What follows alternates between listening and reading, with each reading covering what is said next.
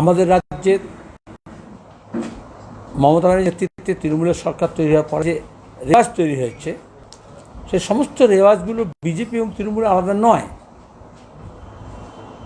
আজকে প্রধানমন্ত্রী সফল এবং কর্মসূচি সেটা সাক্ষ্য রেখেছে। সরকারি টাকায় ঘোষিত সরকারি কর্মসূচিতে ব্যবহার করা হচ্ছে নির্বাচনী প্রচারের জন্য। এটা আমাদের দেশের নিয়ম নয়, আর আমাদের রাজ্যের সংস্কৃতি নয়। দুর্ভাগ্য, প্রধানমন্ত্রী নরেন্দ্র মোদীজি বাংলায় এসে বাংলার সংস্কৃতি রক্ষা করার কথা বলছেন। তাকে তো সংস্কৃতিটা বুঝতে হবে কি আছে।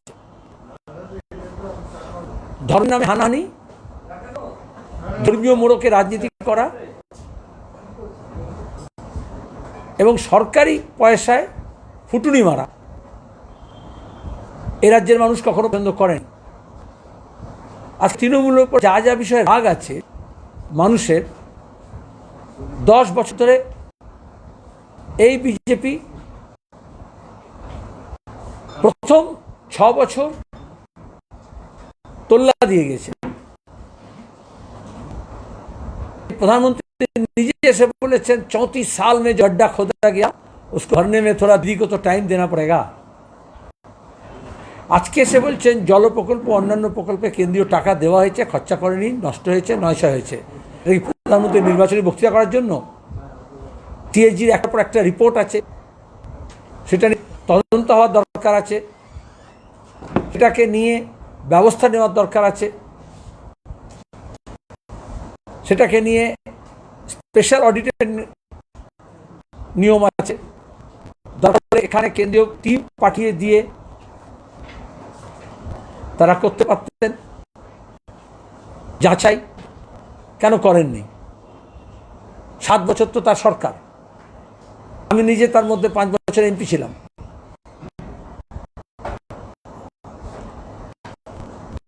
আবার তৃণমূলের নেতারা পঞ্চায়েত এবং পুরসভায় যে চুরি করেছেন তার নির্দিষ্ট অভিযোগ দেওয়া হয়েছে সরকারকে, কেন্দ্রীয় সরকারের হাতে, এবং সব দপ্তরের মন্ত্রীরা বলেছেন যাই অভিযোগ করা হয়েছে তৃণমূলের দুর্নীতির বিরুদ্ধে উপর ওয়ালে সে যারা कहना पड़ेगा, পিএমও থেকে নির্দেশ না আসলে আমরা কিছু করতে পারবো না।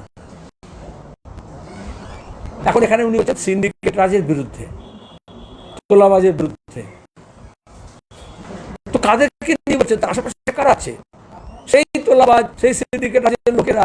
আমরা তো ত্রিপুরা নির্বাচনের সময় দেখেছিলাম এই বিজেপি ব্যবহার করেছিল কিভাবে সিন্ডিকেটের কথা একজন তৃণমূলের তৎকালীন এমএলএ মেয়র বলছেন, চেয়ারম্যান,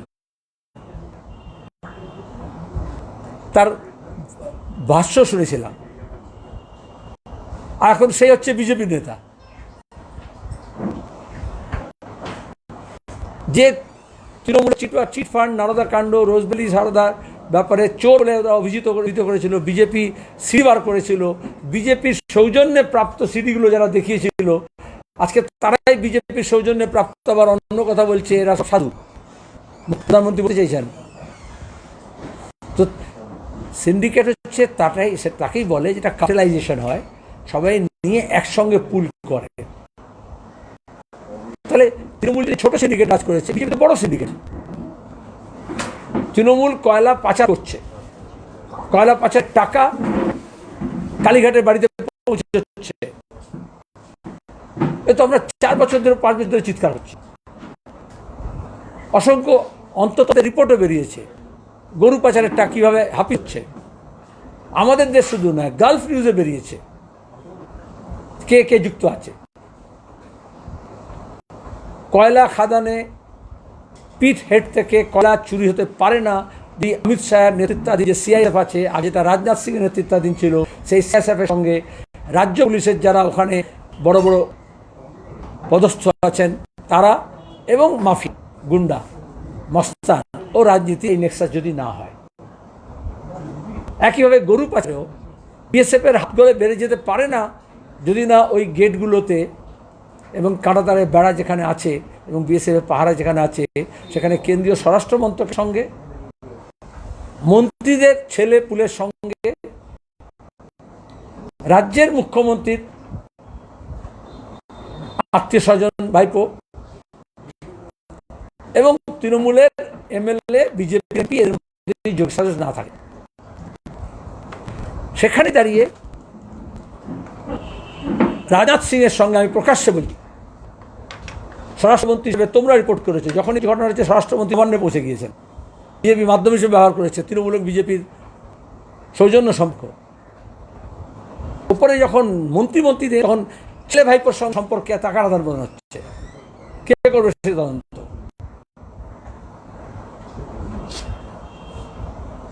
আজকে দাঁড়িয়ে রাজনাথ সিংকে স্বরাষ্ট্রমন্ত্রক থেকে সরানো হয়েছে এটা স্বীকার করে নিয়ে,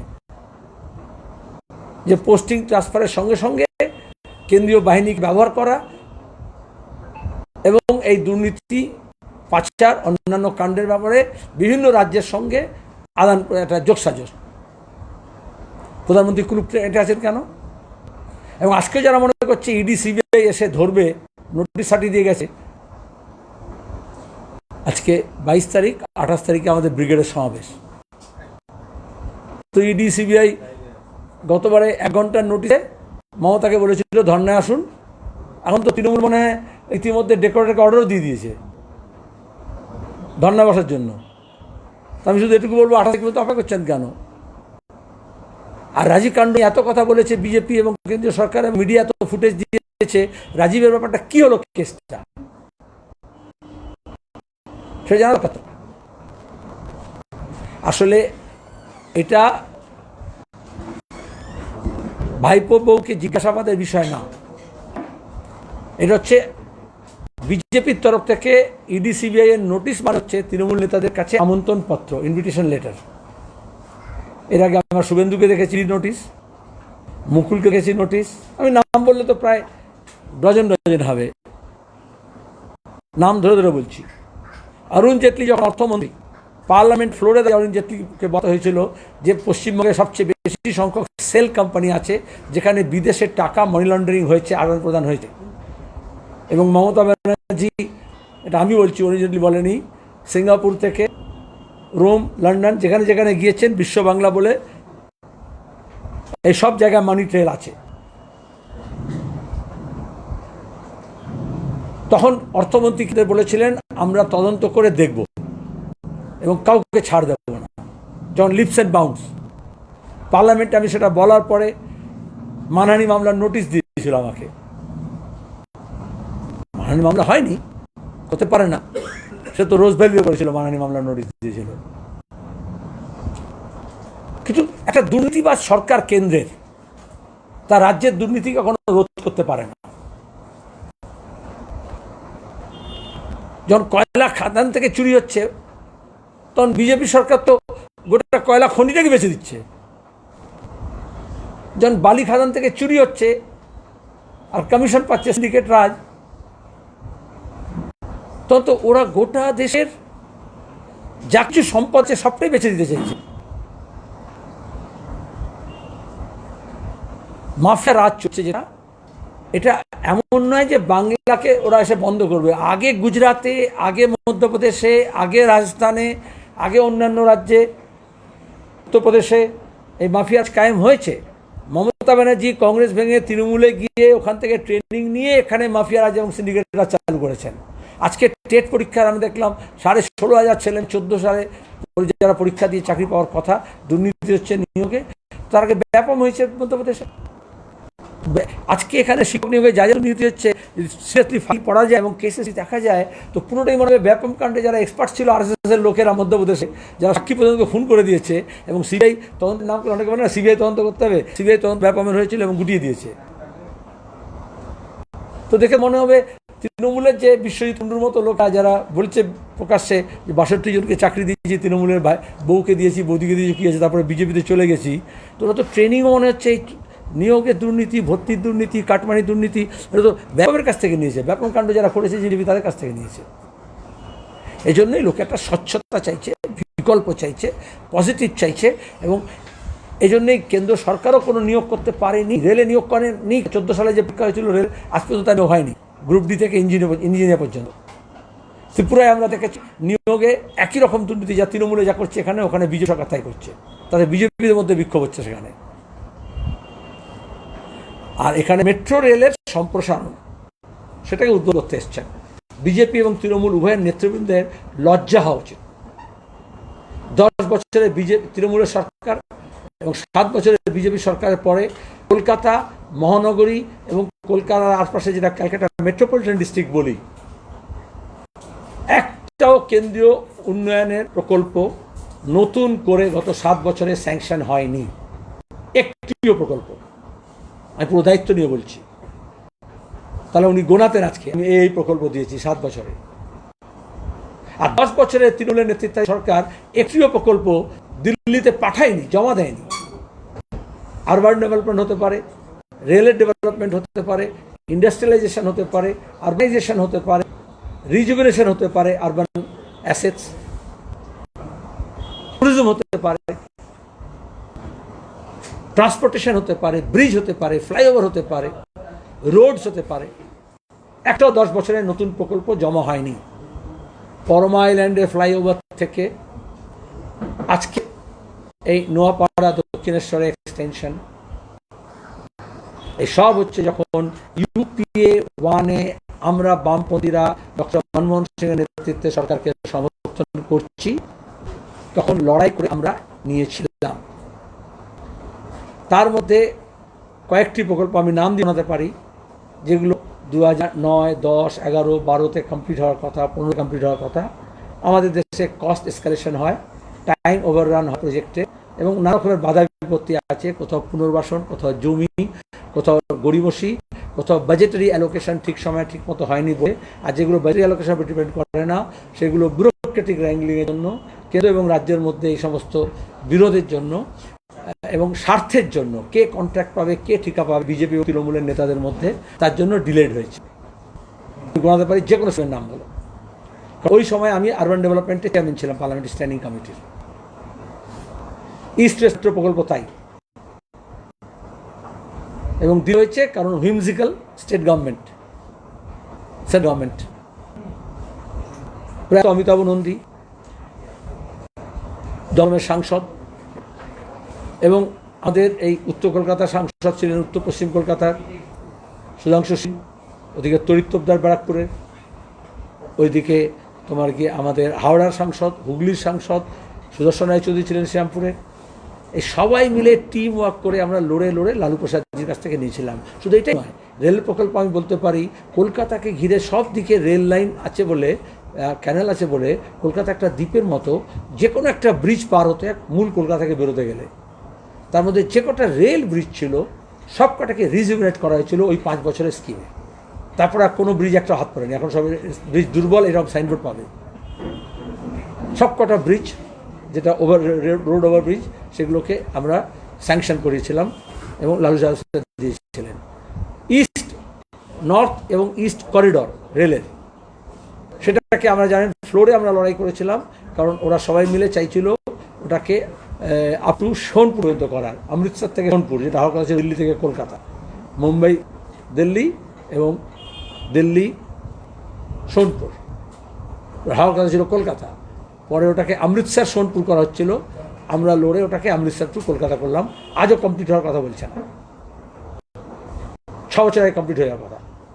কে বলবে তো কথাগুলো? Central project. মেট্রো যখন প্রথম দমদম টালিগঞ্জ হয়, তখন থেকে এটা ছিল যে গড়িয়া টু ব্যারাকপুর অ্যান্ড বারাসাত, দুটো জায়গা আরবান কনভার্সনে, সেখানে ট্রাফিক কনজেশন কমানোর জন্য দরকার। আর অন্যদিকে হচ্ছে east West, Ramrajatala two Salt Lake, দীর্ঘদিনের প্রকল্প। পরে আমরা কারেক্ট করে বলেছিলাম যে রামরাজাতলা থেকে রাজারহাট হয়ে যায়, ওরা শর্ট করে হাওড়া থেকে রাজারহাট, এখন সল্টলেক। আর যেটা ছিল ব্যারাকপুর, সেটাকে অমিতাভ নন্দীরা বলেন, আমরা সেটা মজা ইয়ার্কি ঠাট্টা করতাম যে আপনি ওটাকে দক্ষিণেশ্বর কেন বলছেন, আর এ বলতো নোয়াপাড়া, তরিৎ তোপদার। তখন আমরা সবাই মিলে আলোচনা করে ঠিক করলাম ওটাকে আগে, তাহলে হুগলিরও লাভ আছে, গঙ্গার ওইদিকে পরে ভবিষ্যতে। কারণ কলকাতা আগে ছিল লম্বাটে, নর্থ সাউথ, টালা থেকে টালিগঞ্জ, বামফ্রন্টের 34 বছর যা বলে কিছু হয়নি, উন্নয়নে এখন নতুন দিশা দেখা যাচ্ছে। কলকাতাটাকে একটা চৌকো বা গোল করে বলো, তাহলে বৃহত্তর কলকাতা হলো, কলকাতার কোমরটা ছিল মৌলালি থেকে আউটরাম ঘাট, সেটা হয়ে গেল কোনা থেকে বানতলা।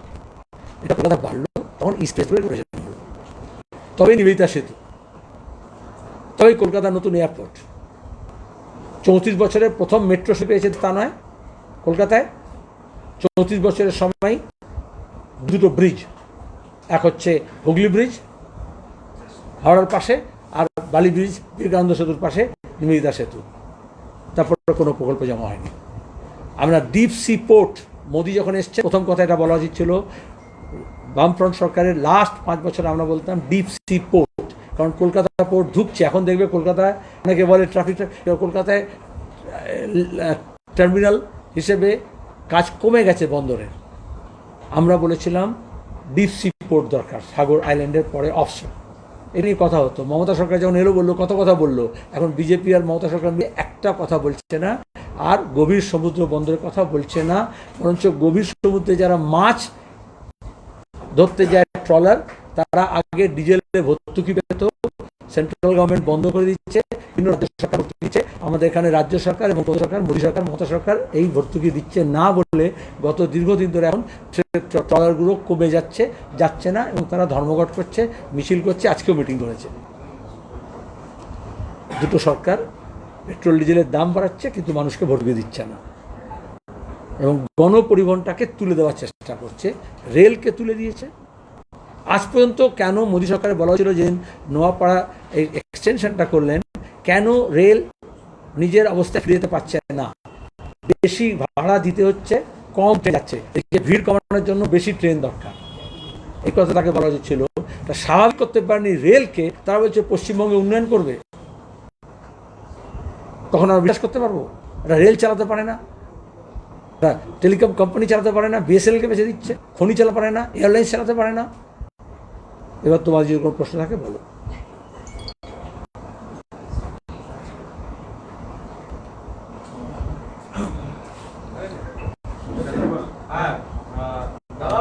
রাজীব সিবিআই তৎপরতা শুরু হয়েছে অভিষেক ব্যানার্জির দিকে আগামীকাল, আজকে তার শালিকে, এটা কি লোক দেখানো? লোক দেখানো তো বটেই। লিপস অ্যান্ড বাউন্স কোম্পানিও তাদের যুক্ত অভিষেক ব্যানার্জির নিজে সেটা নিয়ে কোম্পানি অ্যাফেয়ার্স ডিপার্টমেন্ট, সেবি, ইডি, সিবিআই এবং ফ্রড কোম্পানিগুলো, যারা ফ্রড অ্যান্টি ফ্রড করে, এখন সব নিজের নাম অন্য পাল্টে দিয়েছে। আমি বলছি না, কারণ ওটাকে বলে সিরিয়াস ফ্রড ইনভেস্টিগেশন। যেহেতু এসএফআই নামটা বন্ধ হয়ে যাবে বলে আমি ওর নামটা বলি না।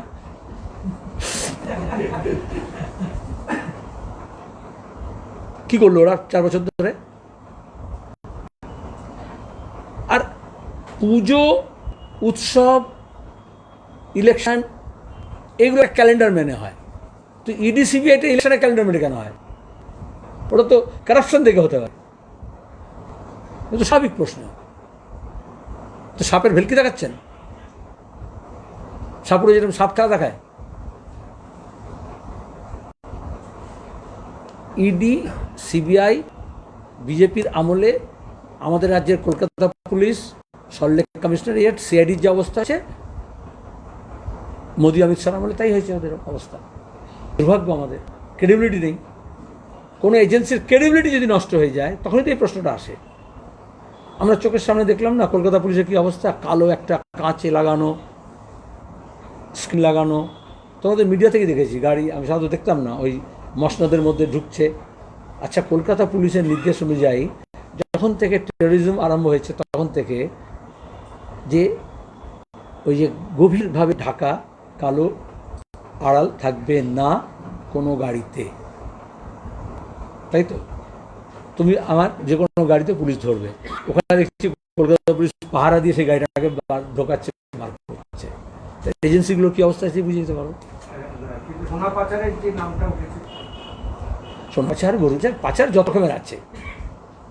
পাচারটাকে তোমরা মনে করছো তদন্ত হবে, আর আমরা মনে করছি পাচারটাকেই পাচারকারীকে যদি তৃণমূল থেকে বিজেপিতে পাচার করে দেওয়া হয় তাহলে সব হজম হয়ে যাবে, হয়ে যাবে।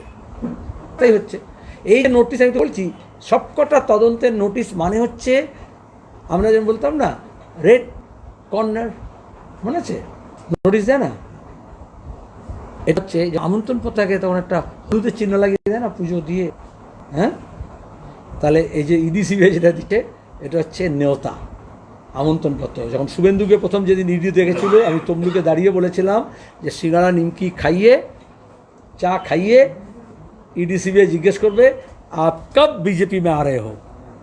এইটা শুনে তৃণমূলের মস্তানরা শুভেন্দুর নেতৃত্বে আমাদের ছাত্রদের উপরে এবং আমার মিটিংয়ে হামলা করেছিল তমলুকে, কিন্তু কথাটা বাস্তব সত্য ছিল। এই জন্যে আমি প্রথমে বলেছিলাম যে ইনস্টলমেন্টে না পাঠিয়ে মমতা ব্যানার্জি তো একসঙ্গে চলে যেতে পারেন সদলে, লক স্টক ব্যারেল, যেমন ত্রিপুরায় গেছে, যেমন অরুণাচল প্রদেশে গেছে, যেমন আসামে গেছে, যেমন মণিপুরে গেছে, যেমন ঝাড়খণ্ডে গেছে। তৃণমূল লক স্টক ব্যারেল বিজেপিতে চলে গেছে।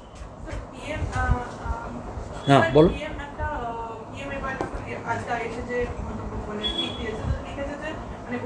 পরিবর্তন বাংলার মানুষ ঠিক করে নিয়েছে, পরিবর্তন হবেই। আর বলেছে বাংলা এতদিন ধরে কখনোই ক্ষমা করবে না যারা forgive those will never forgive those who insult Bengal গুজরাটের culture for vote bank politics. হ্যাঁ, এটা বিজেপির নতুন কথা নয়, সবসময় বলে যারা মানুষকে ভোটার হিসেবে দেখে আর ভোটকে শেয়ার মার্কেটে বা ফিক্সড ডিপোজিটের ব্যাংক অ্যাকাউন্ট হিসেবে দেখে, তারা এটা বলে। ভোট ব্যাংক শব্দটি হচ্ছে জনগণ এবং ভোটারের প্রতি অপমানজনক। কারুর ভল্টে কেউ জমা থাকে না। কি যারা ধর্মের নামে রাজনীতি করে, তারা জাতের নামে রাজনীতি করে, তারা সেই ধর্ম, জাত, পাত, ভাষার যারা অনুযায়ী বা তাকে নিজের ব্যাংকের ভল্টে ডিপোজিট মনে করে, এটা একটা অপমান। কিন্তু আরএসএস এই কথাটা বলে একটা নির্দিষ্টভাবে যে ভোট পলিটিক্স বানাচ্ছে, ওরা যেরকম করে একটা ব্লাড ভিউ আছে যে মুসলমান হিন্দু এরকম ভাগ করার জন্য, এটাও বিভাজন একটা রাজনীতি। তো আমাদের রাজ্যে ভোট ব্যাংক পলিটিক্স কে করেছে? জ্যোতি বসু প্রথম থেকে বলেছেন ধর্মের সঙ্গে রাজনীতি মেলাবেন না। যেদিন বিজেপি একাত্মতা ইয়াজ্ঞ করেছিল 84 সালে বিশ্ব হিন্দু পরিষদের নাম করে, তখন বিজেপির সামনে ছিল না। যেদিন রাম জন্মভূমি মুক্তি মোর্চা তৈরি হয়েছিল, যেদিন রথযাত্রায় আদবানিকে সবারই করে মোদি যখন রথযাত্রা করছিলেন এবং বিজেপি ঝান্ডা লাগিয়েছিলেন, সেদিন ওই তিনটে ঘটনায় জ্যোতি বসু বলেছিলেন যে তুমি মন্দির তৈরি করতে চাচ্ছ, তাহলে বিজেপি ঝান্ডা লাগিয়ে কেন? এটাকে ভোট ব্যাংক পলিটিক্স বলে। যে কোনো ধর্মের, সে ভিন্দ্রওয়ালা যদি করে, সে ইমাম বরকতি যদি করে, একই দর্শনটা তো একই। তুমি ধর্ম এবং রাজনীতিকে মেলাচ্ছ কেন? তো মোদি যেমন নন্দীগ্রামে এসে, হলদিয়াতে এসে নন্দীগ্রামে যারা রক্ত ঘটিয়েছে তাদেরকে ক্ষমা করবে না হচ্ছে, এখানেও যারা দিলীপ ঘোষের মতো লোককে বসিয়ে কথা বলছে, যারা হিন্দু সংহতি নিয়ে রাজনীতি করছে, যারা ধর্মীয় রাজনীতি করছে, এমনকি মুসলমানও তৃণমূলে তাদেরকে বিজেপি লাভে আমরা দেখি। তাই তো, যেহেতু এগুলোকে ব্যাংক মনে করে এবং ডিপোজিট মনে করে, এবং যারাই ভোট ব্যাংক মনে করে, ভোটারকে ব্যাংক মনে করে, তারাই একটা অ্যাকাউন্ট থেকে চেক দিয়ে অন্য অ্যাকাউন্টে ট্রান্সফার করতে পারে। যেমন বিজেপি তৃণমূলের মধ্যে ট্রান্সফার হচ্ছে, অ্যামাউন্ট ট্রান্সফার হচ্ছে। ভোট ইকুয়ালস টু অ্যামাউন্ট যখন হয়ে যায় তখনই ব্যাংক বলে।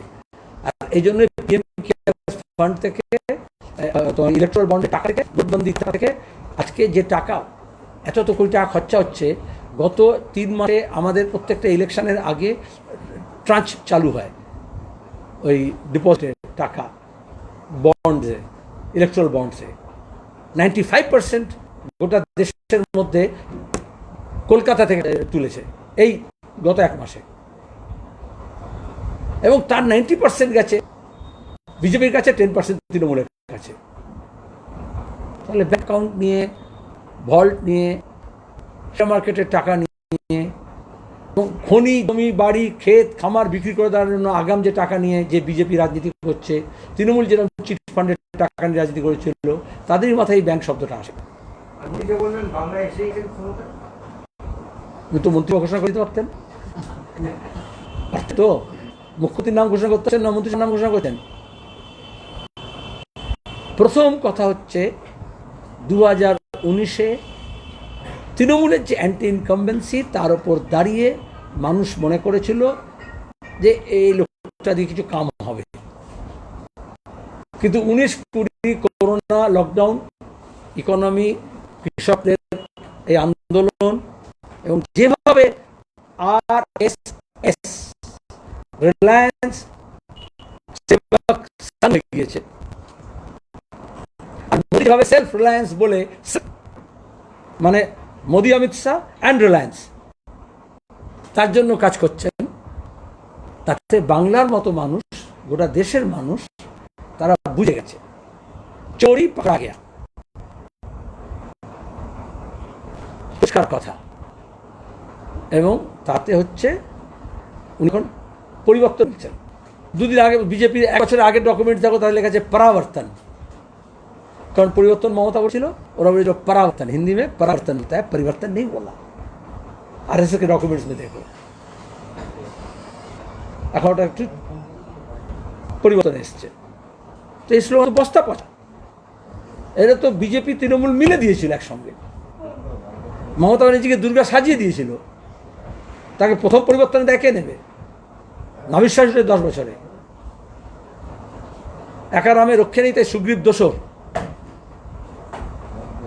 আর পরিবর্তনটা মানুষ চাইছে নিস্তার পরিবর্তনের থেকে। পরিবর্তন নামে যে ধাপ্পা হয়েছে, বেকার ছেলেমেয়েরা কাজের দাবিতে, কৃষকরা ফসলের দামের দাবিতে, পেট্রোল ডিজেলের যে দাম হয়েছে এই পরিবর্তনের নামে, তার বিরুদ্ধে মানুষ নিস্তার চাইছে।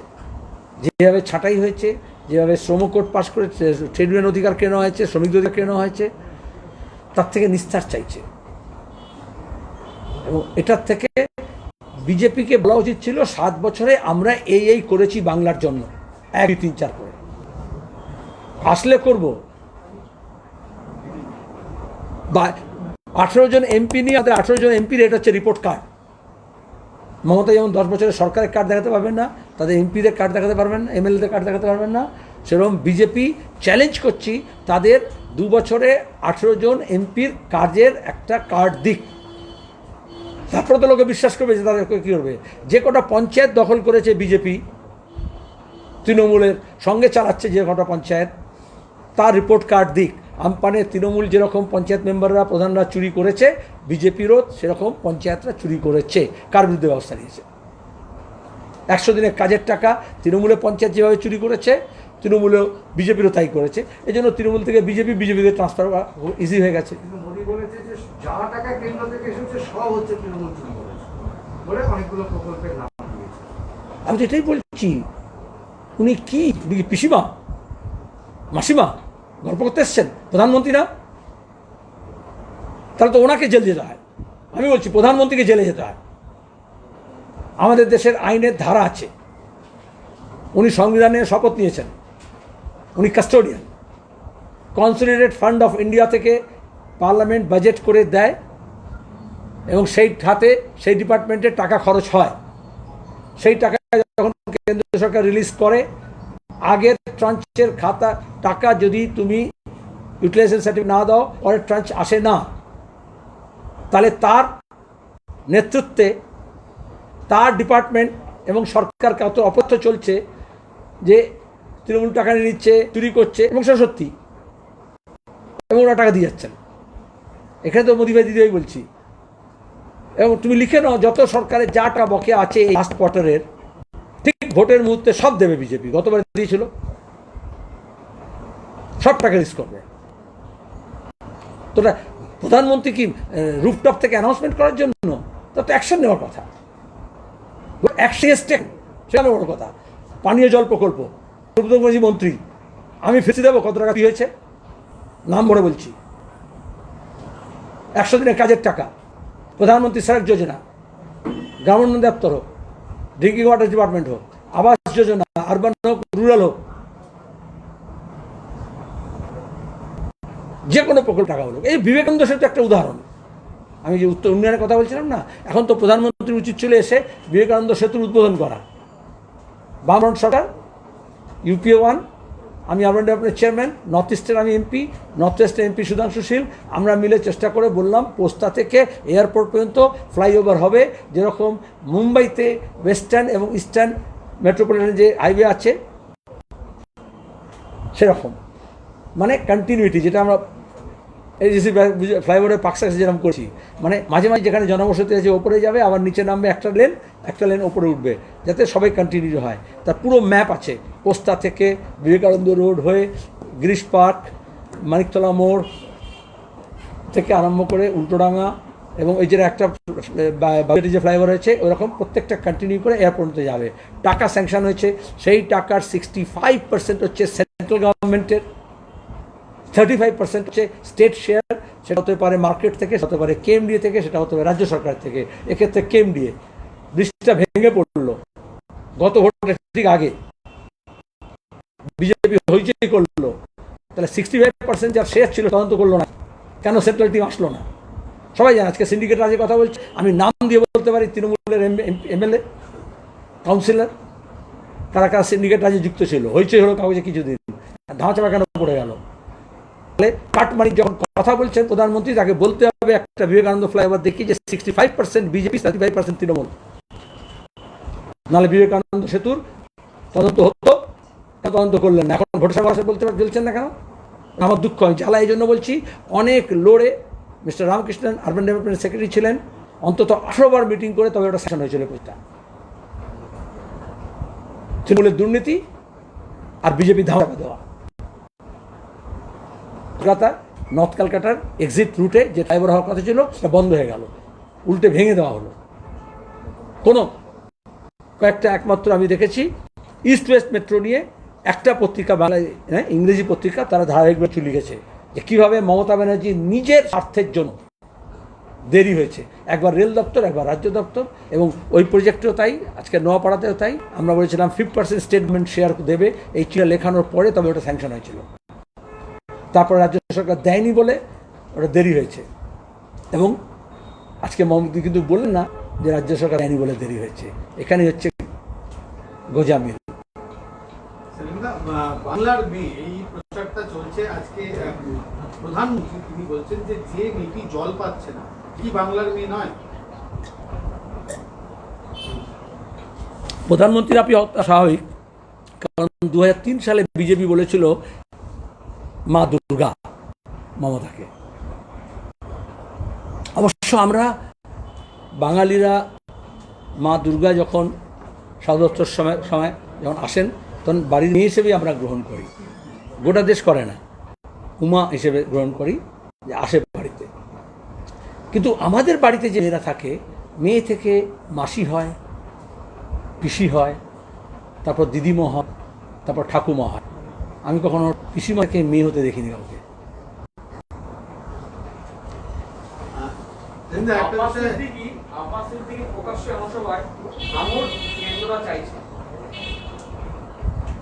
কি আছে, কোনো সংকট নেই। আমরা আলাপ আলোচনা করে যে যেটা চাইছিল, যেহেতু এটা ভালো হলো, এটা আমি প্রশ্নটাকে স্বাগত জানাচ্ছি, কারণ লোকে এই মোদি আর দিদি আর বিজেপি আর তৃণমূলে খেউড়ে একদম নাভিশ্বাস উঠে গেছে, কিছু পজিটিভ কথা বলা হয়। আমরা আলাপ আলোচনা করে বামপন্থী এবং আইএসএফ তাদের মধ্যে এবং কংগ্রেসের সঙ্গে দক্ষিণবঙ্গের আসনগুলো নিয়ে রফা হয়ে গেছে। আমরা তোরা জানো অত রাজ্যে হয়ে গেছে, তার মধ্যে সবগুলো আছে, আমি খুচরো খুচরো আমরা বলিনি। এই জন্যই এখন কংগ্রেস এবং আইএসএফের মধ্যে আলোচনা করে উত্তরবঙ্গে কয়েকটা, এদের বেশি নেই, উত্তরবঙ্গে কয়েকটা আসন চেয়েছে। আমরা প্রথমেই বলেছি যে যেটা জিতেছে সেটার বাইরে কেউ কোনো ক্লেম করবে না, এবং ক্লেম নেই। বাকি যা হচ্ছে সব গল্প বা মিথ্যাচার। কারুর, এটা প্রথম বাম এবং কংগ্রেসের মধ্যে বৈঠকে এটা সিদ্ধান্ত ছিল ফর্মুলা অনুযায়ী, কারুর কোনো জেতা আসনে অন্য কেউ বা প্রার্থী দেবে না। লোকসভা ভোটের সময় এটাই শর্ত ছিল। আমরা বলেছিলাম সেখানে কম আসন ছিল, 4টি আসন ছিল, 2টি আসন কংগ্রেসের জেতা, আমরা বলেছিলাম প্রার্থী দেব না, এবং আমরা এটা এক্সপেক্ট করেছিলাম রেসিপ্রোকাল, আমাদের 2টো জেতা আসন আছে সেখানে কংগ্রেস প্রার্থী দেবে না। আমরা শেষ পর্যন্ত 2টো আসনে প্রার্থী দিইনি। কিন্তু যে কোনো কারণেই হোক কংগ্রেস দল সেটাকে রক্ষা করতে পারেনি বা সে প্রতিশ্রুতি দেয়নি বা সে সমঝোতায় আসেনি। আজকে আবার কেউ যদি এটাকে রিপিট টেলিকাস্ট করতে চায় সেটা অপরাধ হবে রাজ্যের প্রতি। এর মধ্যে আইএসএফ যেহেতু প্রথমবার লড়ছে, আগে আমরা হয় জিতেছে না হেরেছে, এই তো আসন আছে 294টা, তাহলে যেগুলোতে আমরা জিতিনি, কংগ্রেস জেতেনি, তার মধ্যে থেকে কয়েকটা আসন আমরা দেব, এটাই সিদ্ধান্ত হলো। এর মধ্যে মাত্র 2টি এখন এমন আসন আছে, যে 2টি আসন একটা তৃণমূলের কাছে চলে গেছে দুটোই, কিন্তু দুটোতেই তৃণমূলকে হারিয়ে একটা কংগ্রেস আর একটা সিপিএম ছিল যে আসন, কিন্তু তার দুলোক ভেঙে পড়েছে, সেখানে ওরা 2টো আসন করেছিল। তো সেটা ওই ফার্স্ট ক্যাটাগরি অনুযায়ী হয় না, কিন্তু আমরা বলেছি এটা একটা সৌহার্দ্যপূর্ণ বাতাবরণে এটা হয়ে যাবে।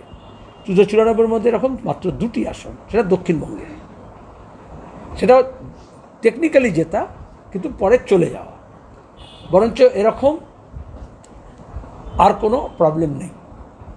ভাঙড় সেই ক্যাটাগরি থেকে পড়ে কি, যে প্রশ্ন করেছিল ভাঙড়ে তো মস্তানি করে গুন্ডামি করে তৃণমূল ভোট না করিয়ে জিতেছে, পঞ্চায়েত হোক, এবং তৃণমূলের 2টো গুন্ডার মধ্যে আবার তোমরা এখন বিজেপি তৃণমূলের যেমন ঝগড়া দেখাচ্ছ না, এই ভোট আস্তে আস্তে ওই যে কী আছে একটা নাম বলবো না, 2টো মস্তানে 2টো চে এর মধ্যে ওই যে একজন মক ছেড়েছিল প্রিন্সিপালের কাছে, আর একজন খুন করেছিল, মেরেছিল, দেখেছিল ওই পাওয়ার গ্রিডের সময় তোমরা দেখেছিল সব নামগুলো মস্তানি। ওই 2টো গোষ্ঠীর মধ্যে যেরকম লড়াই, বিজেপি তৃণমূলের মধ্যে 2টো গোষ্ঠীর লড়াই, এই 2টো গোষ্ঠীর লড়াইকে পরাজিত করার জন্য আমরা এসব ব্যাপারে এই আসনগুলো সমঝোতা হয়ে গিয়েছে। মানে 294 মাত্র 2টো বাকি আছে না, 294 মধ্যে 2টো এমন আসন আছে যেটা ওই ফার্স্ট ক্যাটাগরি যেটা বললাম সেই ফর্মুলার সঙ্গে খাপ খায় না, সেটা আমরা আলোচনা করছি। আর বাকি আর বাকিগুলো আমরা দক্ষিণবঙ্গের আসন ধরে আমরা মিটিয়ে নিয়েছি। উত্তরবঙ্গের আলোচনা মূলত কংগ্রেসকে এবং আইএসএফকে করতে হবে। আইএসএফের সেখানে খুব বেশি হলে কয়েকটা 4-5টা দাবি আছে, উত্তরবঙ্গে বেশি নেই, তো ওরা বেশিরভাগটা দক্ষিণবঙ্গে আছে, কিন্তু ওরা হয়ে যেতে পারে মনে করছে। আর আমাদের আসনের সঙ্গে সেটা সঙ্গে নেই, ওরা যে আসনগুলো চেয়েছে সেগুলো হচ্ছে কংগ্রেস দ্বিতীয় হয়েছিল, হেরে গিয়েছিল বা চলে গিয়েছে এমন আসন, সেটা ওরা আলোচনা করে ঠিক করতে হবে। আমি এত ডিটেলসে কোনোদিন বলিনি, আজকে বলে দিলাম। ওই 2টো আসন কোনটা কোনটা? আমি যদি ঘোষণা করি তাহলে বামফ্রন্টের চেয়ারম্যান কী করবে? ব্রিগেডের আগে কি পুরোটা হয়ে যাবে কি, পুরো সবকটা আসন যে সমঝোতার বিষয় রয়েছে? আচ্ছা, দলও তো একটা খেপে হচ্ছে, দল বদলটা খেপে হচ্ছে, তাই তো। আর আসন সমঝোতাটা আলাপ আলোচনাটা খেপে হয়, ঠিক তো? ঠিক আছে, প্রধানমন্ত্রীর আর একটা বিষয় হ্যাঁ আছে, প্রধানমন্ত্রী বিষয় বলো। প্রধানমন্ত্রী বলছে যে বাংলায় উদ্যোগপতির কোনো কমতি নেই, অনেক কিনারাই তারা রেডি আছে ইনভেস্ট করার জন্য, কিন্তু যা অবস্থা তোলাবাজি বা অন্যাবাজি এরকম পরিস্থিতি তাতে করা যাচ্ছে, মানে এখানে তিনি কি বার্তা দিয়েছিলেন যে বাংলার ইনভেস্টমেন্ট মমতা এবং মোদি মিলে গুজরাতে নিয়ে গেছে, একজন পাঠিয়েছে, একজন নিয়ে গেছে। ইনল্যান্ড লেটার চলেছিল মোদি আর মমতার মধ্যে, সিঙ্গুর থেকে ওখানে যাওয়া, এখন সেই খামটা খোলা হয়ে গেছে। আর সেই সময় যখন মোদি মুখ্যমন্ত্রী, গুজরাতে সরকারি আঁকড়া অনুযায়ী 6 বছর টানা গুজরাতকে পেছনে ফেলে বাংলা ইনভেস্টমেন্টে 1 নম্বরে ছিল, দেশি এবং বিদেশি ইনভেস্টমেন্টে, এবং মোদি মমতা মিলে একে অপরকে ফুল পাঠিয়ে বাংলার সেই শিল্প সম্ভাবনার ভ্রূণ হত্যা করেছেন। জাপানের নাম্বার 1 ইনভেস্টর ছিল জাপান, বিদেশের মধ্যে পশ্চিমবঙ্গ, আজকে গুজরাট। মোদি অমিত শাহ দিল্লিতে বসে কার সাথে কাজ করছেন জানি না আমরা, এবং এটা করার জন্য পেছনে আমরা বারবার বলছি, এখন মোদি দেখাচ্ছেন যে মমতা করেছে, মোদি ঠিক করবে, আমরা বলছি দুজনেই দোষী, ব্যক্তি না, বিজেপি এবং তৃণমূল একযোগে। ইস্ট ইন্ডিয়া কোম্পানি যখন এসেছিল তখন এখানে যে দালালগুলোকে নিয়েছিল তার মধ্যে যারা ছিল নাম ধাম জানো তোমরা, তারা সবাই অপরাধী, কিন্তু কায়দা করে বলার সময় একজনের নাম বলা হয়, তারা ধর্মীয় কালার দেওয়া হয়, ব্রিটিশ যেটা চেয়েছিল শুধু মীর জাফরের নাম হয়, আরও নাম আছে তো। সেরকম আজকে ওয়েস্ট ইন্ডিয়া কোম্পানি যখন গোটা দেশটাকে লুট করতে চাইছে, আমি নাম ধরে বলতে পারি, আমার অসুবিধা কিছু নেই, মোদি জিও জিও বলতে পারে, কিন্তু যে গোটা দেশের মানুষকে মরো মরো বলছে আর প্যাকেট দেখাচ্ছে রাম রাম, সেই মুকেশ আম্বানির একটা হাত মমতা ধরেছেন, একটা হাত মোদি ধরেছেন। কে কার সাথে কাজ করছে? আমাদের গোটা যৌবন এবং কৈশোর গেছে এই লড়াইয়ে। দেশভাগের পরে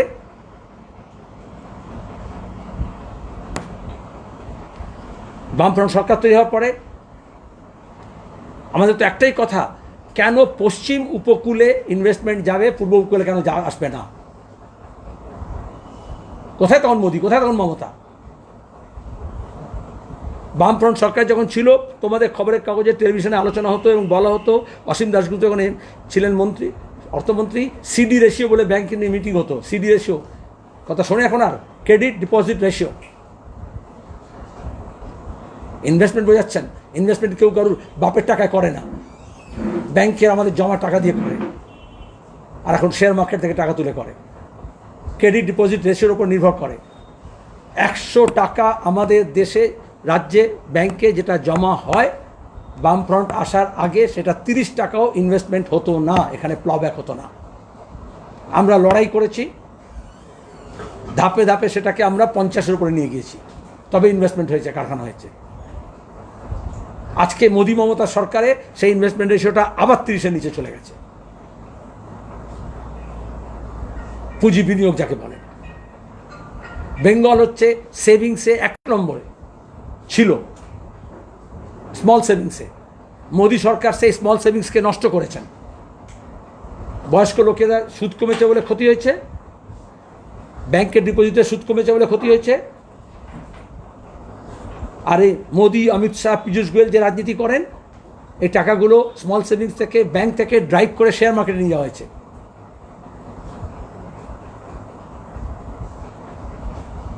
সেখানে দাঁড়িয়ে আজকে কেন ক্রেডিট ডিপোজিট রেশিওটা কেন বলবে না? বিজেপি এবং তৃণমূল দুজনে উভয় দায়ী বলে যে 2011-তে আমাদের রাজ্যে ক্রেডিট ডিপোজিট রেশিও কী ছিল, আর আজকে 2021-এ 10 বছরে ক্রেডিট ডিপোজিট রেশিও কী আছে। গোটা দেশে, রাজ্যে, আমাদের রাজ্যে এবং দেশে ঋণ কত ছিল রাজ্য সরকার এবং কেন্দ্র সরকারের, দেখবে বিজেপি এবং তৃণমূলের পারফরমেন্স এক। ঋণ কেন বলছেন? আমাদের যখন বামফ্রন্ট সরকার যাচ্ছিল তখন বারবার লেখা হতো না কত ঋণ? এখন 2 গুণ বেড়ে গেছে, এখন কেন হচ্ছে না? 3 গুণ বেড়ে গেছে, কেন্দ্রে এখন লেখা হচ্ছে না। এই প্রসঙ্গগুলো প্রধানমন্ত্রীর কাছ থেকে লোকে শুনতে চায়, পাড়ার খেউন না। সিডি রেশিও এবং ঋণ। 3 হচ্ছে হাউস হোল্ড সেভিংস। যখন জিনিসপত্রের দাম বেড়ে যায়, খরচ বেড়ে যায়, আমদানি কমে যায়, হাউস হোল্ড সেভিংস কমে যায়। বেঙ্গলে হাউস হোল্ড সেভিংস আমাদের সময় বেশি ছিল, ইফ নট নাম্বার 1, হায়ার সাইডে ছিলাম। এখন হাউস হোল্ড সেভিং কমে গেছে। ঋণ, সে সেলফ হেল্প গ্রুপের ঋণ নিক, সে MFI থেকে ঋণ নিক, সে কনজামশন লোন বেড়ে গেছে, ইনভেস্টমেন্ট লোন না। এইগুলো কথাগুলো না হলে শুধু পুঁজিপতির অভাব নেই বললে হবে না। আমরা পশ্চিমবঙ্গে সেলফ এমপ্লয়মেন্ট প্রজেক্ট করেছিলাম, আমি নিজে তার দায়িত্ব নিয়েছিলাম। বিজেপি সরকার এসে যাওয়ার পরে দিল্লিতে আমি, মুরলী মনোহর যোশী যখন মন্ত্রী এবং উমা ভারতী যখন মিনিস্টার স্টেট, আমি চেয়ারম্যান ছিলাম আগের সরকারের, সেই কন্টিনিউ হয়েছে। বিজেপি সরকার পাল্টে গেল, যে ইউথদেরকে কীভাবে করবে তার জন্য 2020 কমিটি হয়েছিল একটা, তার আমি চেয়ারম্যান ছিলাম। গাভাস্কার মতো লোকরা তার মধ্যে ছিলেন, আনন্দ শঙ্কর ছিলেন, বিভিন্ন ফিল্ডের লোকেরা ছিলেন। 6 বছর খেটে রিপোর্ট তৈরি করে দিয়েছিলাম। সেটা ওরা লাগু করেনি, আজ পর্যন্ত লাগু করেনি। আজকে 2020 পার হয়ে যাওয়ার কথা ছিল। যেমন কৃষকদের আয় দ্বিগুণ করার কথা যেটা আছে, এবং বেকার ছেলেমেয়েদের কাজের জন্য, সেলফ এমপ্লয়মেন্টের জন্য, হেলথের জন্য, এডুকেশনের জন্য এবং স্পোর্টসের জন্য। সে রিপোর্টটা চাইলে কোনো সরকার দিতে পারবে না। আমার কাছে তার কপিটা রাখা আছে এখনো। তাহলে বিজেপি কী উন্নতি করবে? ইউথদের জন্য national perspective plan for youth 2020 এটা আমি বললাম এই জন্য, মমতা ব্যানার্জি সরকার এসে আমাদের রাজ্যে তখন বুদ্ধদেব ভট্টাচার্য বললেন, তুমি দেশের জন্য বলছো, করছে না, দুঃখ করছো, তুমি পশ্চিমবঙ্গে আসো, তুমি ঘরে। আমি তো এখানে মন্ত্রী হলাম, যুব কল্যাণ মন্ত্রী, কারিগরি শিক্ষামন্ত্রী, এবং আমরা সেলফ এমপ্লয়েমেন্ট স্কিমটা চালু করলাম। মমতা এসে কী করলো, ঢাকঢোল পিটিয়ে হোর্ডিং ব্যানার দেখলাম প্রথমবারে, যে ওটাকে নামে স্বামী বিবেকানন্দ লাগিয়ে দিল। স্বামী বিবেকানন্দ বাংলা, যেমন এরকম করে শ্যামাপ্রসাদ মুখার্জি এরকম করে লাগিয়ে দেয়, ডকটা উঠে যাচ্ছে, পোর্টটা উঠে যাচ্ছে, নামে শ্যামাপ্রসাদ লাগিয়ে দিয়েছে। ওই রকম স্বামী বিবেকানন্দ স্বনির্ভর প্রকল্প। আজকে আমি জিজ্ঞেস করো তো সেই দপ্তরের মন্ত্রীকে, ডিপার্টমেন্টকে, আর বিজ্ঞাপনের মমতা রিপোর্ট কার্ডে, যে জেলায় যাই, উত্তরপাড়ায় গেছি, শ্রীরামপুরে গেছি, ছেলেমেয়েরা আমার দোকানে আসুন, আমার দোকানে আসুন, আপনার বোর্ড লাগানো আছে, আপনি আমাকে ঋণ দিয়েছিলেন, আমি দোকান করেছি। আমি আমার কথা বলে বলছি না, আমি এই জন্য বললাম যে 10 বছর সন্ত্রাসের পরেও ছেলেটা ছবিটা লাগিয়ে রেখেছে, এটাই আমি তাজ্য হয়েছি। 100 লোকের ছবি সরিয়ে দেয়, আর সেখানে ছেলেমেয়েরা বলছে যে আমরা যারা মোটিভেটেড ছিলাম প্রত্যেকটা ওয়ার্ডে, তাদের সব কাজ বন্ধ। গত 1.5 বছর ধরে তারা কোনো রেমুনারেশন নেই, কারণ কোনো সেলফ এমপ্লয়মেন্ট হচ্ছে না। হোম গ্রোন এন্টারপ্রেনার্স তৈরি করতে হবে, বামফ্রন্ট সেটাই করেছিল, এবং আবার বামের নেতৃত্বে এখানে সরকার তৈরি হলে আমরা হোম গ্রোন এন্টারপ্রেনার তৈরি করব। এই আরএন মুখার্জি রোডের পাশে দাঁড়িয়ে বলে গেলাম। ধন্যবাদ।